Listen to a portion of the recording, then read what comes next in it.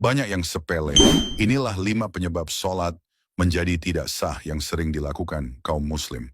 Kesalahan ini sering dianggap remeh karena terlihat sederhana, padahal dampaknya sangat besar terhadap ibadah kita. Yang pertama dan yang paling sering terjadi adalah saat mengucapkan takbiratul ihram.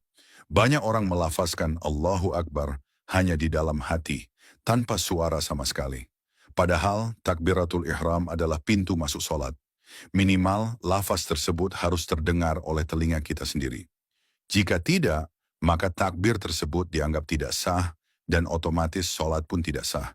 Ini bukan soal keras atau pelan, tetapi soal ada atau tidaknya suara yang keluar dan bisa kita dengar sendiri. Kesalahan kedua yang juga sering dilakukan adalah membaca surah Al-Fatihah tanpa suara, hanya dibaca di dalam hati. Padahal Al-Fatihah adalah rukun solat yang tidak boleh ditinggalkan. Membaca Al-Fatihah bukan sekadar menggerakkan hati atau pikiran, tetapi harus ada bacaan yang keluar dari lisan dan terdengar oleh telinga sendiri. Kesalahan ketiga adalah saat membaca tahiyat akhir. Banyak orang terlalu fokus ingin cepat selesai, sehingga bacaan tahiyat akhir hanya dilafazkan dalam hati. Padahal tahiyat akhir termasuk rukun solat yang wajib dibaca dengan suara yang bisa didengar oleh diri sendiri. Kesalahan keempat yang sering luput dari perhatian adalah membaca solawat kepada Nabi Muhammad Shallallahu Alaihi Wasallam dalam tahiyat akhir tanpa suara. Padahal solawat tersebut adalah bagian penting dalam solat. Sekali lagi, ukurannya bukan keras atau lirih, tetapi harus ada suara yang keluar dan bisa kita dengar sendiri. Kemudian kesalahan kelima adalah saat mengucapkan salam pertama. Banyak orang mengucapkan salam hanya di dalam hati, atau sekadar menggerakkan bibir tanpa suara. Padahal salam pertama adalah penutup solat yang wajib dilafazkan dengan suara yang terdengar oleh telinga sendiri.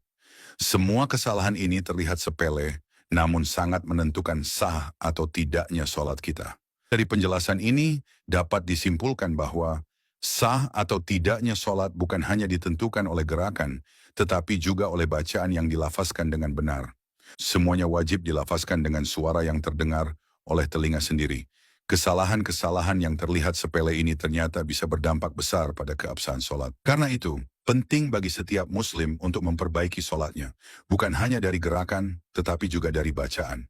Ingatlah sabda Rasulullah Shallallahu Alaihi Wasallam bahwa siapa saja yang menyampaikan satu ilmu, lalu ilmu itu diamalkan oleh orang lain, maka pahalanya akan terus mengalir meskipun orang yang menyampaikan ilmu tersebut telah wafat.